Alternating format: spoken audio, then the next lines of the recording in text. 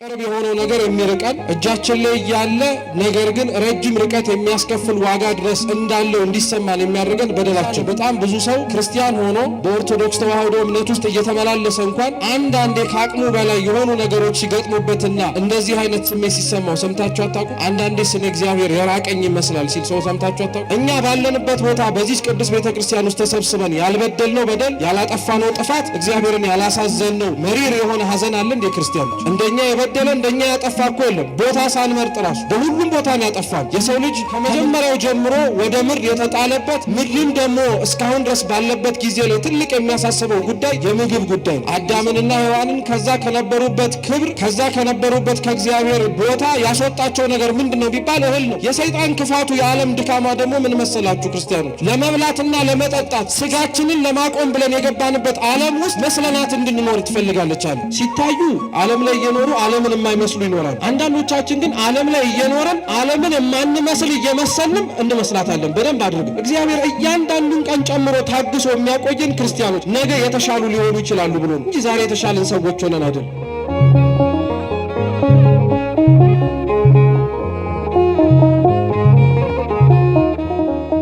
እስራኤላውያን ከግብፅ ባርነት ወጥተው ከነዓንን ለመውረስ 40 ቀን ብቻ ነበር ይፈጅ የነበረው ጉዞ። 40 ዓመት ነው ግን ፈጅቶባቸው የገቡት። ለምን ቅርብ የሆነው ራቀባቸው? ለምን በአጭር ጊዜ ተገቡበታላችሁ የተባሉት ተስፋ ያደረጉት ምድር ለምንድን ነው ሰፊ ዘመን የፈጀባቸው ቢባል ከብዙ ምክንያቶች አንዱ እስራኤላውያን ዘወትር እግዚአብሔርን ባስደሰቱት ልክ ባልተናነሰ ስለሚያሳዝኑት ነው። ቅርብ የሆነባቸው የራቀው ተስፋ ያደረጉትን ምድር ለመውረስ ትውልድ አልፎ ሌላ አዲስ ትውልድ እስኪመጣ ድረስ የተሰቃዩት እግዚአብሔርን ስላሳዘኑት ነው። ዛሬም በእኛ በሕይወታችን ክርስቲያኖች ቅርብ የሆነው ነገር የሚርቀን እጃችን ላይ ያለ ነገር ግን ረጅም ርቀት የሚያስከፍል ዋጋ ድረስ እንዳለው እንዲሰማን የሚያደርገን በደላችን። ለዛ ነው በጣም ብዙ ሰው ክርስቲያን ሆኖ በኦርቶዶክስ ተዋህዶ እምነት ውስጥ እየተመላለሰ እንኳን አንዳንዴ ከአቅሙ በላይ የሆኑ ነገሮች ሲገጥሙበትና እንደዚህ አይነት ስሜት ሲሰማው ሰምታችሁ አታውቁ? አንዳንዴ ስለ እግዚአብሔር የራቀኝ ይመስላል ሲል ሰው ሰምታችሁ አታውቁ? አንዳንዴስ አጠገቤ ያለ ራሱ አይመስለኝም። ቢኖርማ ኖሮ ለምንድነው የጠየቅኩትን ረጅም ጊዜ የሚፈጅብኝ? ለምንድነው ከኔ በኋላ የመጡ ሰዎች ጥያቄያቸው ተሰምቶ ሲሄዱ እኔ ግን እስካሁን ድረስ ጥያቄን እየጠየቅኩኝ እስከዚህ ሰዓት ድረስ እቀመጣለሁ ብሎ የሚጠይቁ ሰዎች አሉ። እግዚአብሔር አምላክ በትዕግስት የተጎበኙትን ሰዎች ለጸሎቶቻቸው ምላሽ ሰፊ ጊዜ ቢሰጣቸውም ትዕግስት አላቸውና ይታገሳሉ። እንደኔና እንደናንተ ትዕግስት የሌለው የጠየቀው የሚርቀው ቅርብ ነው ብሎ እግዚአብሔር የተናገረው ሰፊ ውጣ ውረድ ውስጥ እንድንገባ የሚያደርገን ግን በደላችን። እስራኤላውያንን 40 ቀን ይፈጅ የነበረው መሬት 40 ዓመት የፈጀባቸው በደላቸው ነበር። ስለዚህ ኦሪት ዘኍልቍ ላይ ስንናገር እንደሰማችሁት ህዝቡ 2 ጊዜ ነው የተቆጠሩ። የመጀመሪያው ቆጠራ ላይ ከግብፅ ሲወጡ ተቆጥሮ ሁለተኛው ቆጠራ ከነዓን ሲገቡ ያልተቆጠሩ ሰዎች አሉ። ሁለተኛው ቆጠራ ላይ ተገኝተው ደግሞ የመጀመሪያው ቆጠራ ያልነበሩ ሰዎች አሉ። ምን ለማለት መሰላችሁ ክርስቲያኖች? ከነዓን የመንግስተ ሰማያት ምሳሌ ናት፣ የቤተ ክርስቲያን ምሳሌ ናት። እስራኤል ዘሥጋ የኛ ዘእስራኤል ዘነፍስ ምሳሌ ናቸው። የመጀመሪያ ጊዜ ላይ ተቆጥረው ሁለተኛ ጊዜ ላይ ታጡ ማለት አሁን ሀብተ ውልድና ስመ ክርስትና አግኝተን የኖርን የተቆጠርን ሰዎች አለን። አያርግብንና ግን ዳግም በመንግስቱ እግዚአብሔር አምላክ በሚመጣበት ጊዜ ላይ ግን ከፍየሎቹ መካከል የምንቆጠር ሰዎች አለን። ሰውን የሚያጸድቀው የሚቆምበት ቦታ አይደለም ይላል ቅዱስ ኤፍሬም ሶርያዊ። ምርጫዎቹ ናቸው ይላል። እየሰማችሁ ነው? ሰውን የሚያጸድቀው የሚቀመጥበት ቦታ አይደለም፣ ምርጫዎቹ ናቸው ይላል። ምሳሌ አድርጎ የሚያነሳውን በደንብ አድርጋችሁ ስሙ። ቦታ የሚያጸድቅ ቢሆን ኖሮ አዳም ገነት ሆኖ ባልበደለ ነበረ።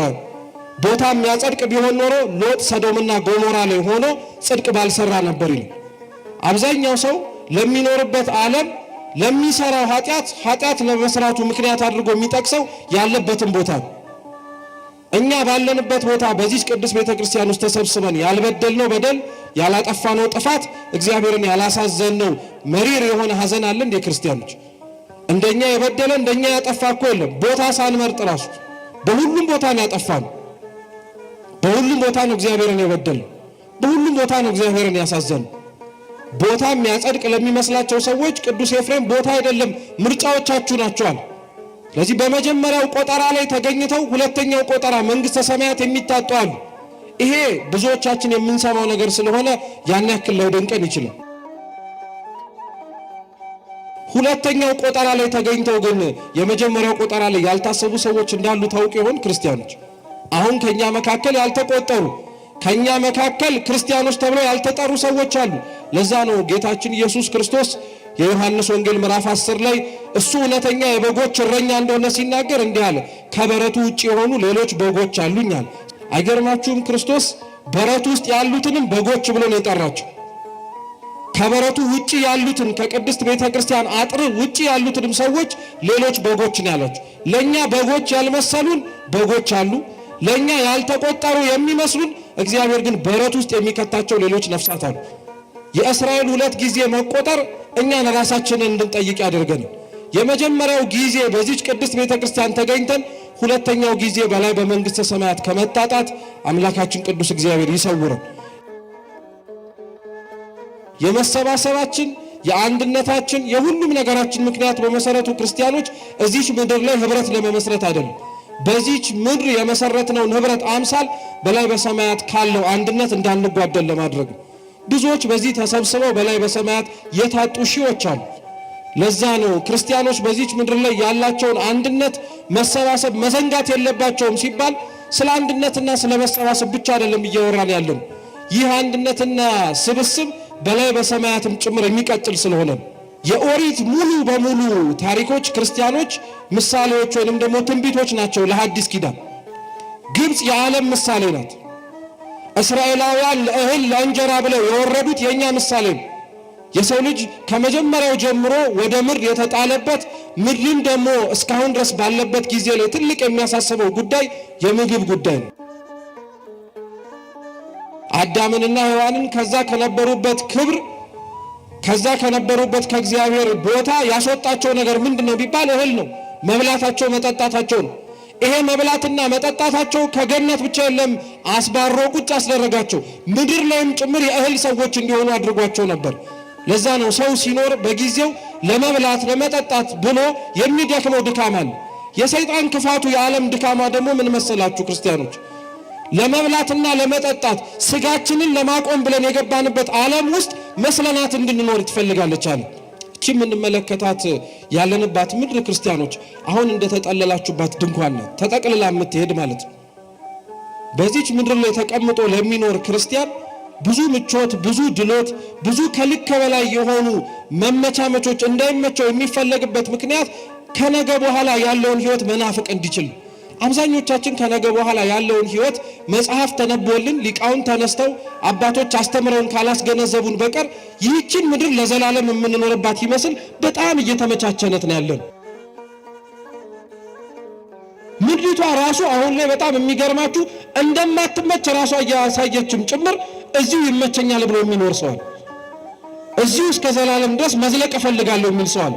በጣም ነው የሚያሳዝነው እኮ የምንኖርባት ምድር አትሆኑኝም ብላ እየተናገረች እኛ ትሆኑናላችሁ እያልን እሰጥ አገባ ውስጥ ገብተናል።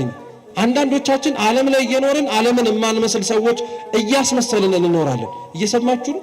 ሲታዩ ዓለም ላይ እየኖሩ ዓለምን የማይመስሉ ይኖራሉ።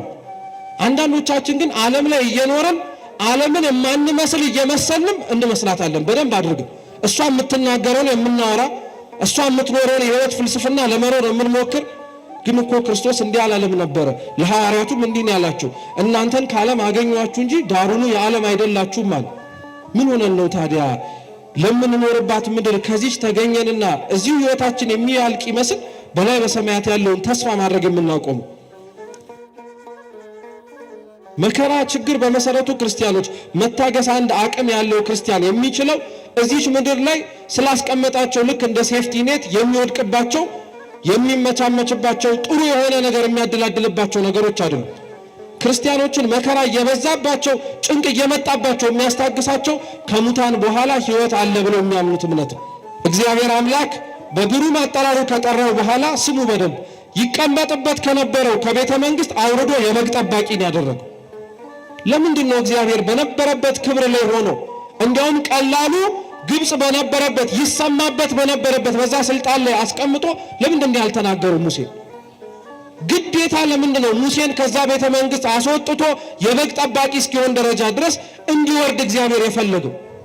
አንዳንድ ቦታዎች ምንም ከፍ ቢሉ እግዚአብሔር የሚታጣባቸው ስላሉ ሙሴ የነበረበት የፈርዖን ቤት ከፍታ ውስጥ እግዚአብሔር የለም። ሙሴ ያለበት ታችኛው የበግ ጠባቆት እረኝነት ውስጥ ግን እግዚአብሔር አለ። ክርስቲያኖች አንዳንዴ እግዚአብሔር ካለንበት ቦታ ላይ ወደ ታች ዝቅ ብለን እንድንኖር የሚያደርገን ጠልቶን እንዳይመስላችሁ። አሁን ያለንበት ቦታ ምናልባት እግዚአብሔር የሌለበት ስለሚሆን ለዛ ነው እግዚአብሔር ያለበት ዝቅተኛው ነገር ይሻላል እሱ ከሌለበት ከፍተኛው ነገር። ሙሴ እግዚአብሔርን ያገኘው እላይ በነበረበት በዙፋኑ ላይ ሆኖ አልነበረም። የፈርዖን ቤት በሚመላለስበት ወቅት አልነበረም። አስወጥቶት የበግ ጠባቂ ሲያደርገው ትላንትና የነበረውን ጉልበት አጥቶ አሁን ሽማግሌ ሲሆን እግዚአብሔር አምላክ ሙሴን ፍለጋ መጣ።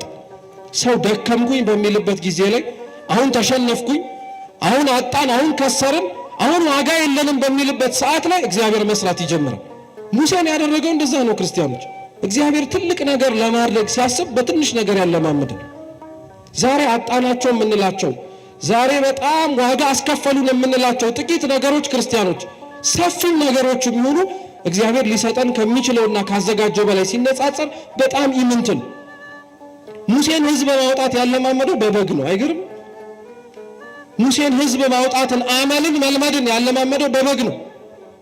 ዛሬ እኮ ለዛ ነው አበው ካህናት አባቶቻችን እኛን በጎች ናቸው ብለን በግ የተለያየ ጸባይ ነው ያለው። አንዳንዱ በዋለበት የሚውል አለ፣ አንዳንዱ የሚግጥ አለ፣ አንዳንዱ ከህብረቱ ወጥቶ ለራሱ የተሻለ ነገር የሚፈልግም አለ። ይሄንን ሁሉ ነው እረኛው የሚችለው። ይሄንን ሁሉ ነው እረኛው የሚያባብለው። ይሄንን ሁሉ ነው እረኛው ታግሶ በጎቹን ከበረታቸው የሚያስገባባቸው። እና ታዲያ እኛስ አሁን መሪ ለሚባሉት ለአባቶቻችን እንዲህ አይነት በጎች አይደለን እንዴ? አንዳንዶቻችን የተሻለ ነገር አለ ብለን ከህብረት የምንወጣ፣ አንዳንዶቻችን የተሻለ ነገር መኖሩ ብቻ ሳይሆን እዚሁ ህብረት ውስጥ ሆነን በግ ለበግ እንደሚጋጩ አብረን የምንጋጭ። ይሄንን ሁሉ እኮ ነው እየቻሉ አባቶቻችን የሚታገሱት። ይሄንን ሁሉ እየቻለ እኮ ነው እግዚአብሔር ከላይ ሆኖ የሚያይ።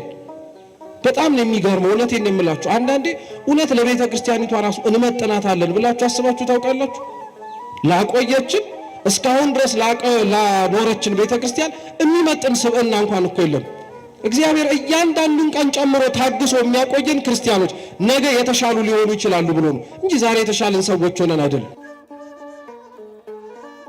እግዚአብሔር አምላካችን ሙሴን በዛ ይነድ በነበረው በቁጥቋጦ ጠራው።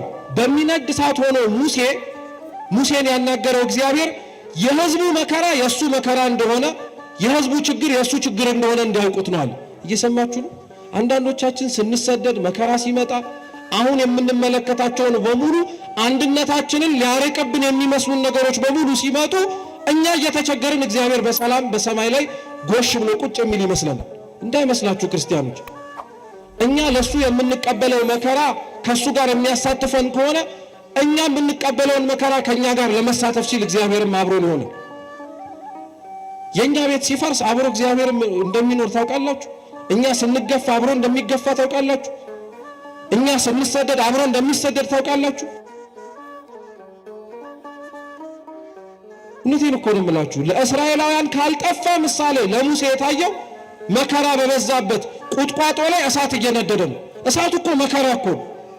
በዚህ መከራ ውስጥ የሕዝቡ ሐዘን የኔ ሐዘን ነው እያለ እኮ ነው። ዛሬ በዚህ መጽናናት እኮ አለብን ክርስቲያኖች። እውነቴን ነው የምላችሁ። በጣም መጽናናት አለብን። በዚህ መፈወስ አለብን። የኛ መከራ የሱ መከራ እንደሆነ የሱም ሐዘን የኛ ሐዘን እንደሆነ ማወቅን የመሰለ ምን የሚያጽናና ነገር አለ? የሰው አጽናኝ እኮ ጥቂት ጊዜ ላይ አብሮ ቢያላቅስ ነው፣ አብሮ አይዞ ብሎ ቢያጽናና ነው። እግዚአብሔር እኮ አይደለም ይቅርና ከማጽናናት ባለፈ ከሐዘንተኞቹ ጋር አብሮ እንደ ሐዘንተኛ ቁጭ ነው የሚል፣ ከአጽናኞች ጋር አብሮ እንደ አጽናኝ ነው ሆኖ የሚመጣ። ሐዘኑ ሐዘናቸው ሐዘናቸውም ሐዘኑ ስለነበረ በዛች ቁጥቋጦ ላይ ሆኖ እግዚአብሔር አምላክ ታያቸው። እግዚአብሔር በእኛ መበተን ውስጥ ያየው እኮ በጣም ብዙ ነገር እንዳለ ታውቃላችሁ? በእኛ ከአንድ ቦታ ውስጥ ሆነን መበተን ውስጥ የተመለከተው ብዙ ነገር እንዳለ ታውቃላችሁ? ዛሬ የኛ መሰብሰብ ለአገልግሎት ጥሩ መስሎት አይቶን ነበር። እግዚአብሔር ደግሞ ተበትናችሁ አገልግሉኝ ካለ ለምንድን ነው እምቢ የምንለው? እንበተናለን። በደንብ አድርገን ነው የምንዞረው። እርግጥ ነው እኛ በራሳችን ላይ ልናየው የምንችለው ብዙ ነገር አይኖርም። እግዚአብሔር በእኛ ላይ ግን ያያል። ክርስቲያኖች በደንብ አድርጎ ነው የሚመለከተው። ዛሬኛ አላዋቂ መሆናችንን ያየነው። ሙሴም እኮ ትላንትና እግዚአብሔር ሲያነጋግረው ኮልታፋ ላይ ማውራት አልችልም ብሎት ነበር። ምንድነው ያለው? አሮንን ይዘው ሂድ እሱ አንደበት ይሆናል አለ። ዛሬ መናገር ለማይችሉት አንደበት የሆኑ ብዙ ወዳጆች በቤተ ክርስቲያን ውስጥ አላገኛችሁም? ክርስቲያኖች አግኝታችኋል። ታዲያ አንደበት ሳይኖራችሁ አንደበት የሰጠ እግዚአብሔር ተሰብስበን ሳለ ስንበተንስ ወደ አበሉ የሚለን ይመስላችኋል? አይደለም። ባለንበት ቦታ በሙሉ እንድንሰራ እግዚአብሔር አምላክ ቅዱስ መንፈሱን ይሰጣል እንጂ። ለዛ ነው አምብሮስ የሚባል ሊቅ ምን ይላል? እላዩ ላይ ሲነድ የነበረው እሳት እስራኤላውያን ላይ ይነድ የነበረው የመከራ ምሳሌ ብቻ ሳይሆን በሁሉ ቦታ ላይ ክርስቲያኖች ሲዞሩ እግዚአብሔር መንፈስ ቅዱስ እንዴት እያሞቀ እንደሚሰራባቸው ማሳያ ነው።